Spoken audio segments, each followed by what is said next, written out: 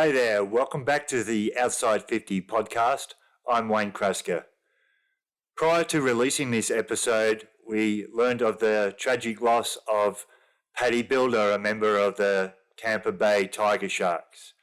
I'd first played against Paddy back in 2005 down at Baton Rouge, where he spent quite a few years playing for the Tigers down there, before he continued to play his footy and played many games with the New York Magpies. From there, he moved down to Tampa, where he'd played with the Tiger Sharks for a couple of seasons, as well as filling in for other clubs like Fort Lauderdale Fighting Squids. Through all the time I met Paddy and played against him, he always had a smile on his face, was always a great guy to be around, and always willing to help. Pulling on a jumper for an opposition team was never a problem for Paddy, and in fact, I'm sure I could look through the historical records of the Atlanta Kookaburras Club and find Paddy on a team sheet somewhere from his days in Baton Rouge. On behalf of Rick Shaibani and I would like to offer our sincere condolences to Paddy's family and for all those players and administrators around the USAFL that have come in contact with Paddy over the many years that he played Aussie rules. Paddy was one of the good guys. There probably wasn't too many players that I didn't like better in the whole of the USAFL in the 20 years that I've been involved. Rest in peace, Paddy.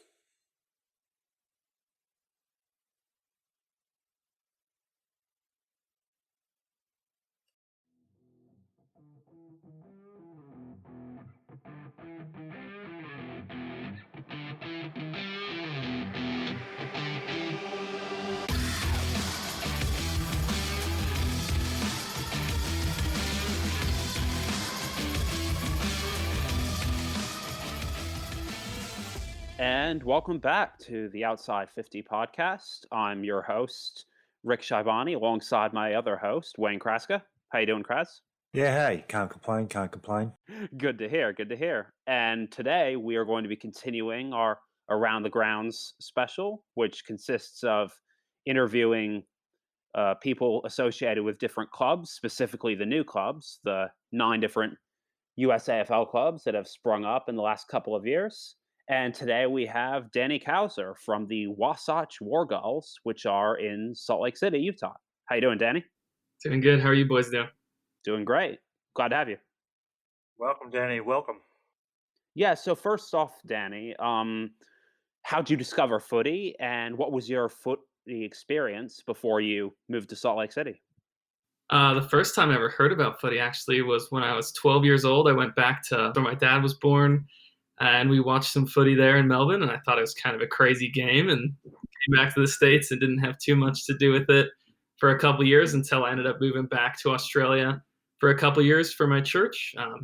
Played a little bit in Australia and come back to the United States and played with a couple clubs in the Midwest and enjoyed it enough that when I moved to Utah, decided to start up a team. We didn't have one yet, so. Yeah, that was something I was really stoked to hear, like when Hawaii started and when Wasatch started, because basically all the other big West Coast cities, including here in LA, have footy, and Salt Lake City and Honolulu were some of the last ones. So it's good to have you guys on board. Give a shout out to who did you play with up in the Midwest? The Wombats, so Wisconsin Wombats. Wow, Very cool. Nice. They just started too, so it's fun to kind of be involved in a club that was starting up and gave me a little bit of experience with only playing with maybe 6 or 7 people and knowing we can grow a club, and it was fun and good experience coming back to Utah. Yeah, that's awesome. And so when it came to officially starting up the War Gulls, who did you reach out to first? Did you have any immediate contacts in Utah that you thought would be interested in footy, or was it all kind of, learn as you go? Yeah, it was more learn as you go, honestly. I reached out to the USAFL crew, I guess, and they had a couple people who had reached out to them kind of in my situation saying, hey, is there a team in Utah? And the answer was always no. So they sent me a few of those guys' numbers and just called them and got those boys together. So not really anyone I knew, but just connected through mainly people who played with other clubs and just moved to Utah and decided we could start one. So tell our listeners, Salt Lake City, whereabouts is it? Especially we have a lot of listeners who are in Australia and things like that. So whereabouts, how far away is it from some of the other cities in your area? Okay, yeah. So Salt Lake City is about 7-hour drive from Las Vegas and about 12-hour drive from LA. So we're just a little bit east of California, Nevada, in between Nevada and Colorado. And the closest team to you is probably down there in Nevada? So it's Denver, I think, is the closest team, and then the Gamblers in Las Vegas. Cool. And when it came to starting up a footy club in Utah, where are you in Salt Lake City proper, or a suburb, or whereabouts? Yeah, I'm right downtown Salt Lake City. Oh wow!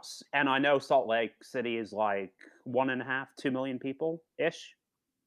Yeah, that's right. I mean, the valley itself is about 2 million, I think. And yeah, that's like over half the state of Utah right there. So you got, That's what it is. yeah, you've got a lot of people clustered in one area. So in terms of identifying players or recruiting or connecting with Aussies, even in Salt Lake, how's that been so far? That's a great question. We've used a lot of just social media mainly up until this point. We've got onto groups like Aussies in Utah or like Aussie expats in Utah. Got a couple Aussies coming up play with us, and then they invite friends, and we have other players who invite coworkers and friends and brothers, and just kind of in word of mouth besides social media. But it's been fun. Yeah, I always believe there's quite a bit of Aussie expat sort of traffic. I guess Australians and New Zealanders come through on the ski season, right? Yeah, that's true. Too bad on the ski season though. It's just too much snow. You can't really get the boys out for a kick too often. We need to start recruiting those little ski birds, huh? Well, yeah, you gotta do what the Canadian clubs do. Just rent out a basketball gym and have a little kick to kick when it's too cold out. Wow, that's a great idea. Actually, we'll definitely start doing that. All right, Danny. So, how many players? I had a quick look on the USAFL website the other night, and there was only a couple of players registered. How many players did you have out in 2019, like in total, in regards to not always there at the same time? Oh yeah, so we probably had about like 8 to 12 that would come out at the same time, but overall probably 20, a little bit over 20 people that came out for at least a couple sessions. So we thought that was pretty good for the first year, and we hadn't really officially gone out and spent money trying to advertise or do anything like that. So we were pretty comfortable with that being our first year and just having weekly practices and having a little bit of fun. I think teaching the game. So Yeah, definitely. And of course, in Salt Lake City, for those of our listeners who don't know, there's a big Polynesian community up there. Have you been able to reach out to those guys as well? I know rugby is huge and American football is huge out there, but have you been able to recruit any of those guys to Aussie Rules? yeah, I actually had a couple Kiwis come out and play with us. Again, I think they love their rugby, so it's hard to pull them away a little bit. But a couple of them that have been exposed to Aussie Rules have come out and liked it. And there's been one who actually played football with my brother, college football. We convinced him to come out and play a little bit, and he liked it. I think he's not too comfortable with foot skills, but he liked the contact, that's for sure. Yeah, there's a few rugby clubs around the country where actually the people, the Aussies that have come in, actually find the rugby club maybe because that's what they played in New South Wales or Queensland, and then they do make some sort of transition over. Um, I'm moving over to a totally different subject. War Gulls. I am totally oblivious to why you're called the War Gulls. Tell us about that. That is a great question. So the region that we're in Utah, there's a large mountain range called Wasatch. So that's kind of where the name Wasatch comes from. It's like a local term, and it's not just Utah. It's Utah, Idaho. I think it goes a little bit into Colorado as well. So it expands. Wyoming might have a little bit of it too, actually. But it expands a little bit more. So Wasatch is what we liked kind of more than Salt Lake because we weren't too sure if Salt Lake would pick it up as much as maybe a couple towns that have bigger colleges and people who are more interested in different sports. Like Provo has a big college, Brigham Young University, and also Utah Valley University, that have a lot of people who are interested in playing kind of different games. And so we thought maybe that could be a target. If we called it Salt Lake, maybe people wouldn't like it as much. So we stuck with Wasatch, and then seagulls are the state bird, and so goals were that, and alliteration's everything, right? So just put a war in front, and there you go. I mean, the way I saw it was, there's already a West Coast team called the Seahawks, Mhm. so you gotta mix it up a little bit. Yeah, no, that's true, and then it's a little bit of a nod to the Seagulls who are playing down in Melbourne. So Yeah, Williamstown. yeah, Mhm. and I lived pretty close to Williamstown. So So did I when I was down there. Yeah, it's a beautiful area. The only thing I remember about the seagulls in Melbourne is they steal your chips when you put them down on the fish and chips on the beach, mate. well, there you go. Any Seagulls fans out there, I apologize for everyone. Good stuff, good stuff. You had 10 or so players out once last year, so you were actually able to play some scrimmage games, or do you have a little bit of a competition going on? Because I didn't see any of your players actually getting on any team lists. Yeah.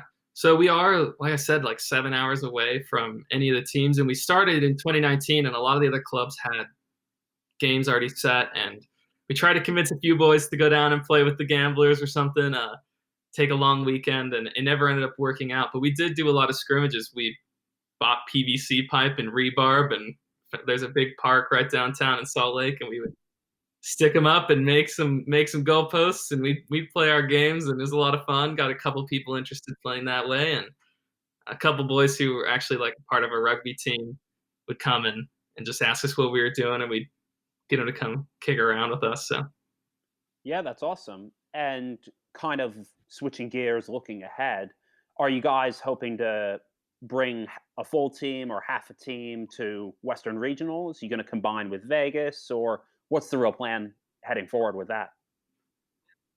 yeah, that's a great question.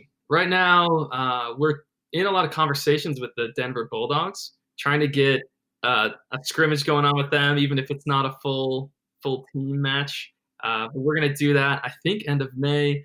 We're gonna hope to get in a couple of those games, and I enjoy going down to Las Vegas, so hopefully can convince a couple people to come do that. I don't know what numbers are gonna look like this year. We're really trying to push for that. See if we can recruit a little bit more and get I guess more people who'd be willing to go travel to some of these games. But a lot of our players are pretty new.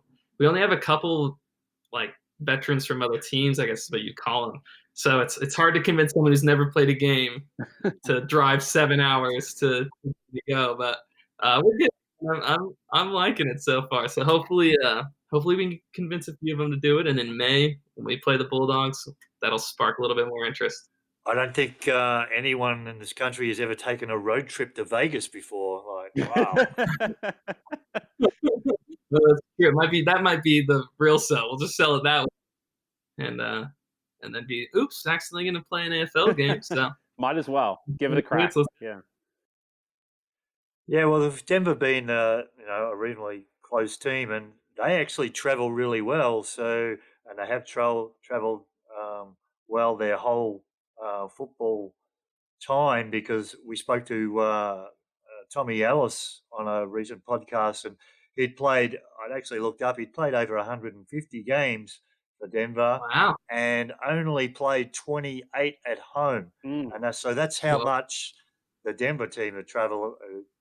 So, and maybe that's a little a few years back, but Tommy obviously hadn't played for a lot of time. But when you're stuck in the middle of nowhere and there's no option but to travel, and that's certainly what teams do.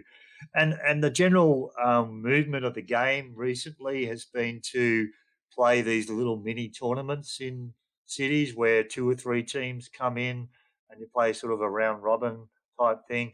That does increase the amount of travel that clubs have to do, because basically, two or three teams travel and only one gets a home game, and that perpetuates into more travel games than what you have home games. It has to. It's mathematically impossible to be any other way. So I would encourage, if you got an opportunity to bring teams across to where you are in Salt Lake, and I'm sure you get an opportunity. If you obviously returning the game is important, but when you get to that opportunity of having enough players to travel, see if you can get a home game first, because that'll boost you along a little more too. Yeah, I like that idea a lot, actually. Oh yeah, it's just a great way to grow the game organically in your own backyard. And speaking of tournaments, there's going to be the Rob Dollar Cup in Phoenix coming up in May. Do you guys have any plans to maybe send some players down for that? Because that's going to be a Metro 9-a-side tournament, I believe. So great way to get smaller clubs or to get newer players who haven't really played full 18-a-side yet, to give those guys some game time. But have you guys heard about it? Are you guys planning on going? What's the plan with that? I have not heard anything about it, but that is super interesting, actually. I'm going to talk to the boys. We got a little WeChat group going on, so put it in there, put out some feelers if anyone's interested in doing that. Yeah, I mentioned it on a previous podcast. The West Coast clubs have done it for the last few seasons. It's good. It's in Phoenix every year. It's going to be in Phoenix again this year, I believe, the first weekend of May. And we actually started it up, us being the Arizona Outlaws and the LA Dragons, who I'm a part of. And cool. yeah, it was just as a way to honor a former teammate of ours, Rob Dollar. His brother David is a very good friend of mine and a teammate at the Dragons. Unfortunately, Rob was killed in a bike accident, hit by a drunk driver a few years ago, and we've done the tournament every year in his honor since then. So it's a great way to get involved, great way to have the West Coast clubs kind of get around it and play a few games in Phoenix, and all the proceeds end up going to the Rob Dollar Foundation, which is a cycling safety foundation that his family set up. So it's a great weekend, great cause, and if you guys can send some players down, I'm sure they'd really appreciate it. We'd love to. I don't know if we can make a side, but we could sure help one of the teams who's traveling a little bit further, who doesn't have enough to make their own side anyway. So, yeah, that's the way to go at the start. That's for sure, Danny, for sure. Hey, let's go back a little bit. You said you'd spent some time down in Melbourne and in Tassie as well. Is that right? Yeah, that's true. So what were you doing down there, and did you get to see any AFL games as well? Yeah, I was down there as a missionary for the Church of Jesus Christ of Latter-day Saints, and so we were pretty busy. Too bad I didn't get to see a game or anything, but they kept us going for the whole time we're there. But exposed to a lot of people, a lot of different kinds of cultures, and able to play some AFL and rugby and get a taste of all those games with other missionaries or other people who are just interested in playing around in the parks when we were there. So it's too bad I didn't get to watch an AFL. I got back though to the States and just bought that watch AFL international pass and just watched, I don't even know how many games that first season, but I watched a lot of games every week and just fell in love with it even more. Switching gears a little bit again here, Danny. So obviously we talked about recruitment, we've talked about hosting games or hosting scrimmages in Salt Lake City. But one thing that I think is really helpful at growing a club organically, at least here in LA, is social events. Like a lot of times just a few weeks ago, we had an Australian bushfire event at a bar down in Santa Monica. You usually have an Anzac Day event every year. We have a grand final party, happens to be the biggest one in North America, actually. So we have grand final watch party, we have a pub sponsor, stuff like that. We really try to emphasize the social events, not just as a way to recruit newcomers, because of course that's important, but also as a way just to build a cohesive club. You know, if you have beers with your mates and play footy with your mates, that's a great way to start, right? So it's a great way to build cohesion and camaraderie that footy is such a big part of footy. So in Salt Lake, have you guys been able to arrange any events or organize anything fun? Yeah, we've done some watch parties, which has been a lot of fun for us, getting a lot of other people out to we watched the grand final, had a couple people who were from Australia just happened to be here at the time for work or whatever, and they ended up finding us on Facebook and joining in, and that was a lot of fun. A couple of Richmond fans, which I enjoyed. And so, yeah, the watch party I think is a great idea. And I'm going to try to talk to, we have a Wasatch Brew Pub here, and I was like, oh, that's a partnership that we need to get going. So There you go. Cool, mate. Well, we've really enjoyed catching up with you, and certainly I've seen you on the radar for like, I don't know, 6 to 8 months since you joined and knew nothing about you, and it's been great to be able to talk to you and hear a little bit about your background, and you certainly sound like you have a great passion for the game. So, and that's, that's all you really need. So we wish you well, and certainly we'll look out for you, and hopefully playing a game somewhere, maybe at either the Rob Dollar or the Denver National Regionals, which are the West Coast Regionals are in Denver this year. So, maybe we'll catch up later in the year and see how you're doing. And that sounds good to me. And you don't know what War Gulls are now, but you sure will. We're going to show up. We're going to show up, so you watch out, all right? Righto, buddy, righto. And did you want to give the audience a little info on the War Gulls? You guys are on Facebook and Instagram, right? Yeah, we are. So both of those, just the Wasatch War Gulls. We try to have a couple people on there, I think, messaging people back and talking. Mainly one of our players who's really good. His name's Stephen Lysol, but he's mainly one who's over communication right now. But anyway, you can get on there and message us, even if you're not in Salt Lake area. If you're in Idaho, Wyoming, Nevada, Colorado, we're happy to chat. Let's see if we can get some more blokes out and have a kick, huh? There you go. All right. Thanks, Danny. Have a good one. Thanks, mate. Good luck. Yeah, we'll see you.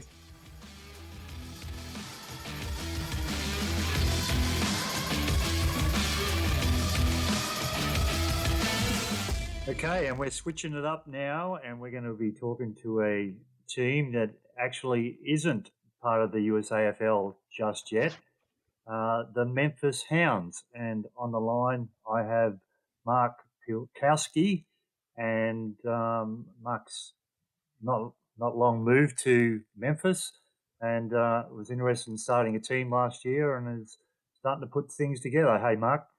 Hey, how's it going? Doing well, Mark. Doing well. So, Mark, I know a little bit about your history. You've come down to Memphis from Boston. Can you tell us why the move down, and how you came to find the game up there, maybe in Boston? Yeah, so I came down to Memphis for my girlfriend. She got a job. Well, she's doing Teach for America, and she was placed here in Memphis. So that's how I ended up down here. Just didn't have anything else to do after college, so came down with her.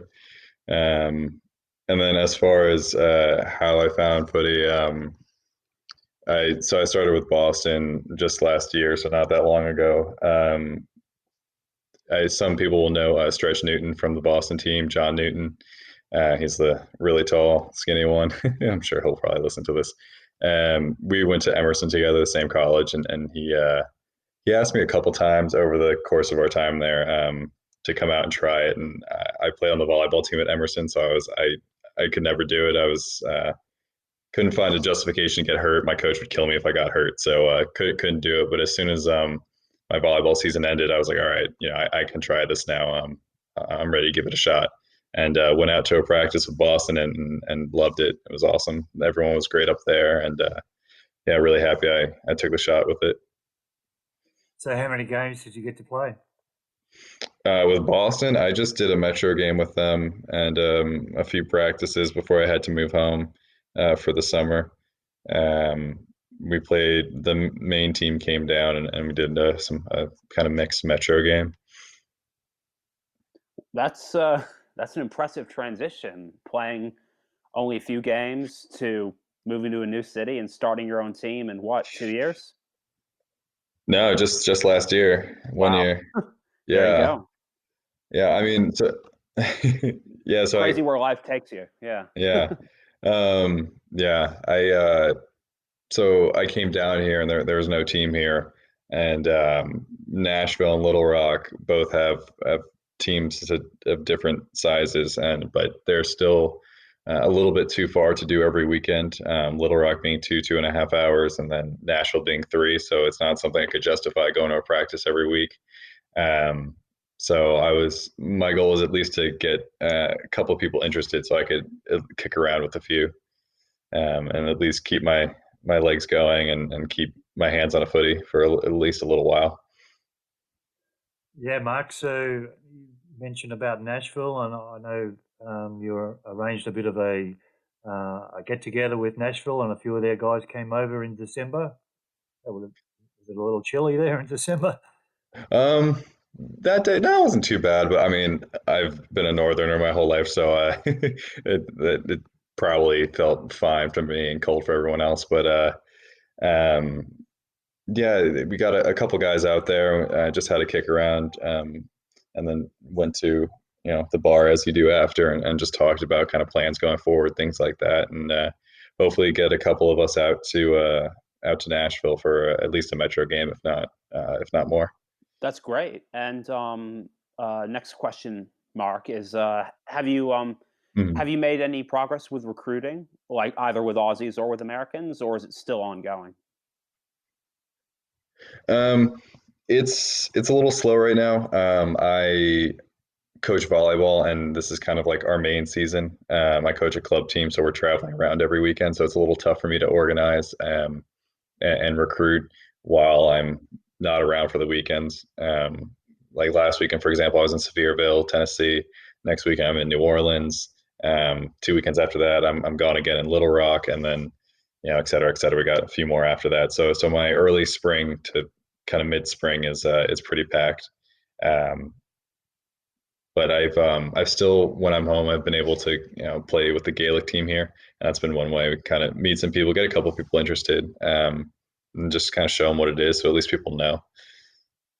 Yeah, Gaelic players make a pretty good transition, obviously, over to Aussie rules, and I know down in Atlanta we've had quite a few of the Irish come and play over the years for a few games here and there, and in fact some of them have played 20 or 30 games. So I saw you at Nationals, actually. We had a quick chat down in Sarasota, Florida. Who did you play with that weekend? Yeah, so that was kind of a crazy how it all happened, but I played with the Steelheads from Portland. Those guys were awesome to me. It was a great experience. Really great group. Welcomed me immediately, so it was a lot of fun playing with them down there. They organized hotel and everything, and picked me up from the airport. So it was overall a great experience with them. But the way that came about though was I got a message from Doran from the USAFL. Just saying, do you want to play at Nationals? And up to that point, I wasn't planning on going because, I didn't really know who to play with, and flights and whatnot seemed a little much. But he's like, there's a couple teams in need of a player or two. So I was like, yeah, why not? But up until about 2 weeks before, I had no idea who I was playing with officially. But then found out I was playing with Portland. But a couple other teams were in need, so there's a little bit of tug of war with me, even though I'm really not that great of a player. It's kind of funny. Well, yeah. At the end of the day, you still played, so there's that, right? Yeah. And yeah, I did. Yeah, that's awesome, and glad Portland was super hospitable to you and all that good stuff. Mm-hmm. And going on to the plans for the future, where are you guys at when it comes to officially registering as a club with the USAFL? It's kind of up in the air right now. We talked a little bit more earlier, but the kind of the turnout is not slower than expected. It's kind of as expected, but I haven't been able to put in as much time as I think I would have liked to this point. I think, starting a club, you need more than one person, and it's a little tough. More than one person, and especially someone who probably knows the area better than I did coming into it. I just wanted to find more people I could kick around with. But I didn't know anyone obviously coming here. So had I started, let's say in my hometown, I'm from New Jersey. So if I started there, I at least have friends in the area that I could try to at least force to come out and be like, hey, come do this. But starting, from scratch, like literally 0, nothing was definitely a challenge. Oh, I believe it. But Yeah. hey, slow and steady wins the race. So Yeah. I'm sure you guys will find more people sooner rather than later. And have you been able to reach out at all to the Aussie expat community in Memphis, like on social media or anything like that? Yeah, there's been a few pages I've tried to communicate on or I post on. The expat community in Memphis is very small to almost non-existent. So that's also another challenge. I think having actual Aussies on your team at least adds to the authenticity of the game, and it's definitely a selling point for other people to play.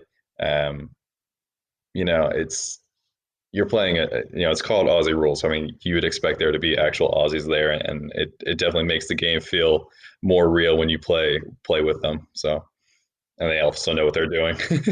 There's a few clubs around the country don't have very many Aussies at all. And actually, I think Columbus Cats at one stage didn't have any, and they have grown to a fairly sizable club now and have men's and women's teams. So I wouldn't, discredit that you have to have Australians, but there's obviously a lot of clubs that have an influx on a regular basis of Australians, and that certainly helps.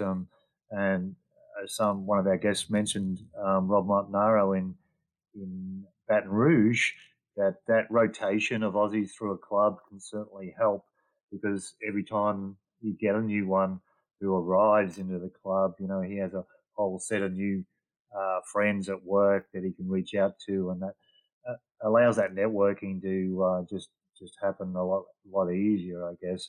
And for an American who gets recruited to the game, when he goes into work and into those talking environments, he probably doesn't relate the same way as what an Australian would to say, well, this is how you do this and this is how you do that, because he would be new to the game as well. So there is Right. there is a lot to say for having a regular feed, but it's not impossible, as some teams have proven already. Oh, That's true. of course not. Yeah, I agree. But there's definitely something, just a little bit more helpful when you have people who grow up with the game and are surrounded by the game from such a young age. Something that I can't relate to. So yeah, the marketing side of it and promoting it I can do, because I mean I got a degree in that, and I at least think I know somewhat what I'm doing in terms of that. But when we actually get some people out there and I think it just adds just that little bit more to help people convince them to stay. Because I think it's definitely one thing to get people out there, but there's definitely you need a little bit of a conversion to get someone from a just a tryout to a kind of dedicated individual who's a full-time member.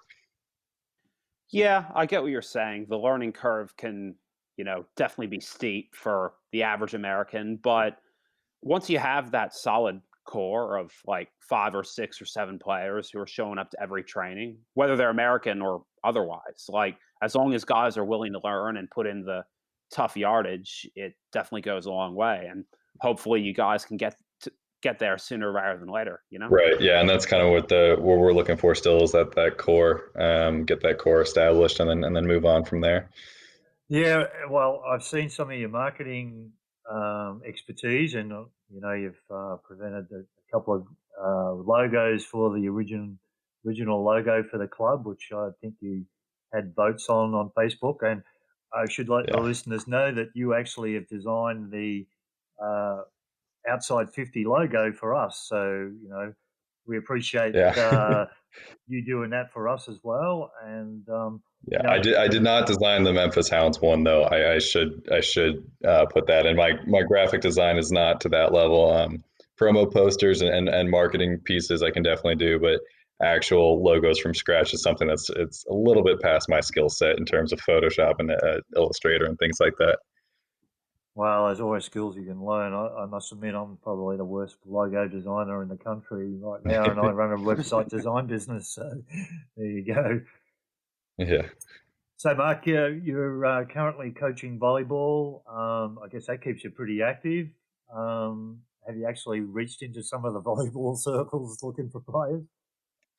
Yeah.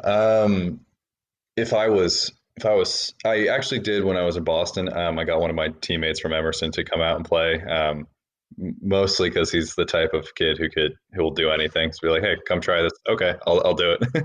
So I was able to get him out there. Here, Memphis is a very interesting city, and men's volleyball is not as big here as I'm used to on the East or West Coast. So it's a lot of girls volleyball. I'm one of 3 men's coaches at the club I play out of, I don't know, 20, 25 coaches. And I'm the only one who's, younger. So getting active volleyball members is something I would love to do. And I think there are definitely some skills that would cross over, and especially for forwards and actually defense too. Being able to go up and contest a mark, timing, things like that are definitely transferable skills.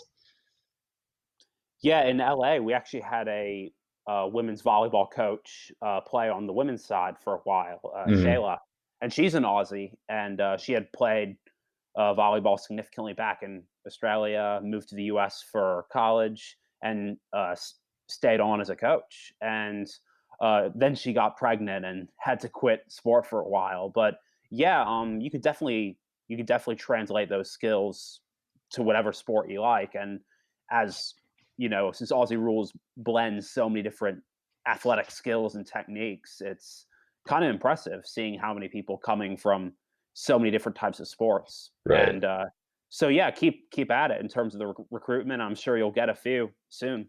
Yeah. Yeah, that's kind of what drew me to this, or drew me to the sport, was just how many transferable skills there are from other sports. I grew up playing every different sport. I wanted to try every sport. So joining a sport like Aussie Rules and having all these different skills that I can draw from and apply is awesome. And it definitely leads to a great avenue for recruiting players and to your own club. Yeah, cool. Now, you mentioned earlier about Little Rock and Nashville. You're sort of in a pretty central location there between those two clubs, and you're also not that far from Baton Rouge, in relatively speaking, a 5-hour drive. Is there anywhere beyond that which you would consider that you'd be a potential club for you to play in the future? Well, I know there used to be a St. Louis team. I don't know if there's still anything going on there, and I know I don't know how out there. I know there's been talk of holding at least a tournament there for other clubs in the area. So yeah, St. Louis would be a great spot. It's a 4-hour drive. It's pretty doable. And it's a much bigger city than Memphis. So definitely could see some potential there. Yeah, St. Louis used to have a pretty decent team. Actually, they played Divi 1 back in my early days in 2002. And then I think some of their players moved into the Ohio Valley River Rats. I know they're still a registered USAFL club, so they still have a core base there, I believe. So, but, even at 3 or 4 hours, it's not too much of an ask. As we Rick and I talked to someone the other night about the travel in for a team like Denver, who are in the middle of the mountains and in the middle of nowhere. It's a totally different ball game, and if you can get help each other develop, and it's the same. Obviously, Nashville is a very well-established team. Right. They've been around for a long, long time, and I would certainly encourage them to come to you as much as possible rather than you go to them, because if you can get games there in Memphis to demonstrate the sport, you're more likely to be able to get some following and have that opportunity to do the marketing. It's fine doing marketing by itself, but if you haven't got something to sell anyone or a package to show them, then you really are not going to maybe get very far. Right. Yeah. Any help is obviously appreciated. And yes, I think if we could draw a few teams in and at least bolster the numbers so we could put on a match for people to see or try, because as great as practice can be for showing people, I mean, when you play your first match, it kind of flicks that switch for you playing the game. Yeah, definitely. And you mentioned the Gaelic Club, of course. Have you had any success reaching out to like rugby clubs or adult flag football leagues or any other sporting clubs in the area? Yeah, I've reached out to there's a rugby club here, and there's the Memphis Tigers, the university rugby club, and I've reached out to both. I never heard anything from the the men's club. The university was interested in coming out for kind of a practice when their season was done, and they were kind of in the middle of their season when I messaged them. So we'll see. I haven't heard from them in a while though, so that's kind of up in the air. Also, I think I'm happy I reached out to them, but also some of these clubs just are they don't want to lose their players, so they're kind of insulated, and they don't want to help. So I was trying to do some kind of like combo, help each other out. We'll try each other's thing, but Gaelic is the group that got back to me, and that's why I've been able to work with them, because they were at least open and they want more players and we want players. So that one's been working well. So finding the clubs that actually want to do something with you is important. Oh, totally. Yeah, well, Mark, it's as we said earlier on, it's just little steps, and I've mentioned before in a few podcasts, there's quite a few teams that have been around quite some time and are still running around with half a dozen to 10 players, and it doesn't happen overnight. And without those influx of Aussie expats, maybe, and not living in a huge city, it can be challenging. But if you have a long-term goal in the back of your mind all the time, and certainly, like I try to tell people, as long as you're enjoying yourself and having a good time and getting the kick, and getting out on the park, what possibly could be the problem. So kudos, mate, for trying to do what you are doing there in Memphis. And I guess you have, we can let the listeners know, you had a Facebook page. You don't have a website at the moment, do you? Just a Facebook page? No website. Facebook and Instagram. Aussie Rules Memphis. If you type that in, it should pop up. We got the Hounds logo up there on both of them.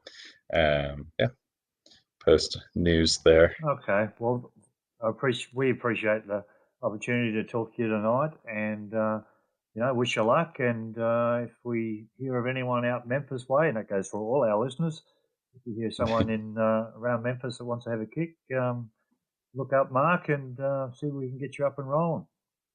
Yeah, definitely let me know. Come on out. Come try it. Thanks for coming by, Mark. Appreciate it. No problem. Anytime.